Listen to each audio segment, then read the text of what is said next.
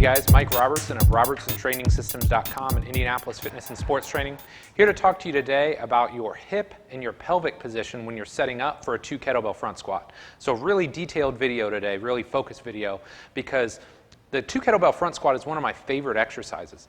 But like any squatting variation, what you're going to find is that all the details are really in the setup. And if your setup is off, either your hips are too far forward or they're too far back, it's going to negatively impact how you perform the lift. So I'm going to show you guys exactly how we coach it here, this very common issue, and how to fix it up. Give me just a second and I'll show you how we do it. All right guys, so as I was just mentioning, when you perform the 2 kettlebell front squat, a lot of the details are important when it comes to the setup. So what you're going to find is when a lot of people set up, they're kind of in this position, you know, they get their feet where they want them, but because the weight is in front of them, they have this tendency to really sway their hips forward, right? And what you're going to find is when they sway their hips forward, number one, they're hanging on their back, but also their first move has to be to kind of throw their pelvis and their hips backwards.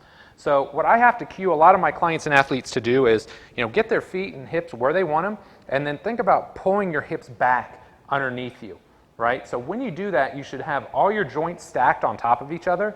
You should also feel your abs engage, because a lot of times when you go into this sway back posture, your abs are lengthened and you're not able to use them to control your pelvis and your hips. So get the hips back underneath you, get your brace,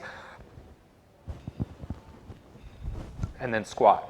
So remember, keep the hips underneath you, come down, and then squat. So it's a very simple cue, it's a very simple detail, but it's one that a lot of people miss. So make sure you got those hips back, your hips, your pelvis are underneath you. I guarantee it's going to help your squatting performance. I'm Mike Robertson, signing off.